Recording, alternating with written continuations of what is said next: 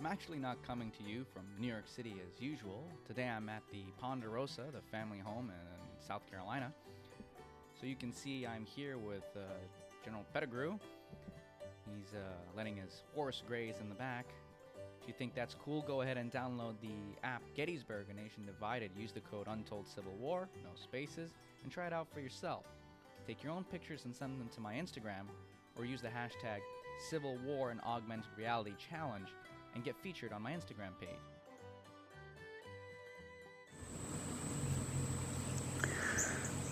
The Civil War had a huge impact on the nautical world, firearm invention, law enforcement, medicine, and of course the literary world.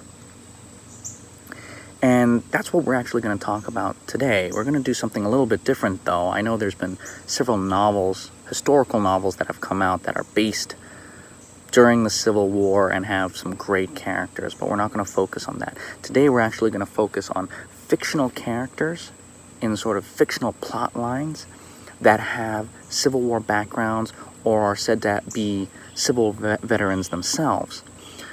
So I'm going to give you my top 5, and at 5 we have Charles Remington. He falls on 5 because technically the plot isn't a fictional one. It is based on the true story of the man-eating lions of Tsavo, Kenya. But he is a character that is fictional. Michael Douglas plays him in the movie Ghosts in the Darkness, and Charles Remington is reported to be a Confederate veteran hired by a railroad company to get rid of these man-eating lions in Tsavo. But he's a totally fictional character, yet he's an ultimate badass. You don't tell me careful. You don't tell me anything. We are sick and tired of your lies. You listen while I talk. Changing plans. Get him back! Now get him all back! Get him back! Pitch it down. Hey, pitch it down. Pitch it down. Go back quickly. Go back. Go back. Go back. Pitch it down. Go back.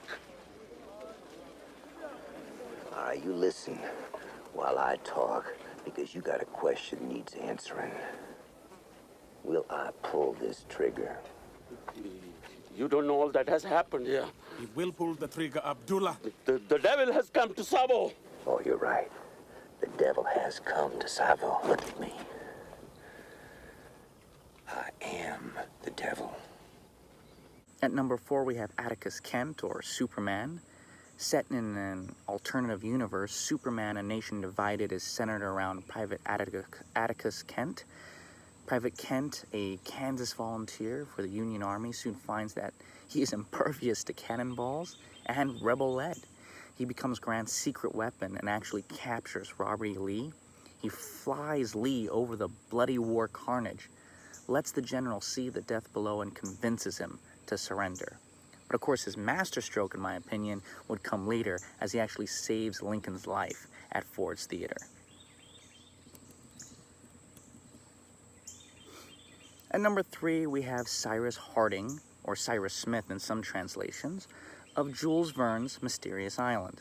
Jules Verne, author of classics such as 20,000 Leagues Under the Sea, Journey to the Center of the Earth, combines his love of science, engineering, biology, and adventure to tell the story of a group of Yankee prisoners who escape a rebel prison by hot air balloon. They eventually end up on an unknown island and will eventually meet the intrepid Captain Nemo.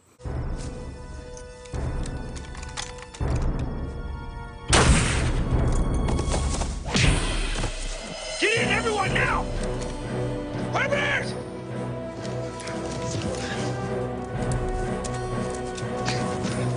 Herbert! Come on! Come on, come on! Now, get the rope! Yes, Captain!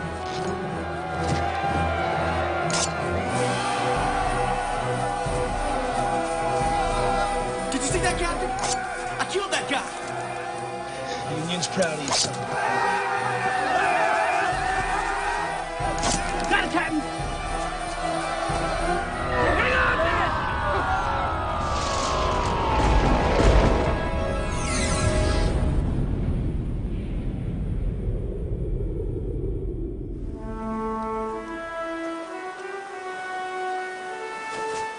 Cyrus Smith is quite the hero and is thus described in the book. Cyrus Smith was also courage personified. He had been in all the battles of the Civil War after serving under Ulysses Grant with the Volunteers of Illinois.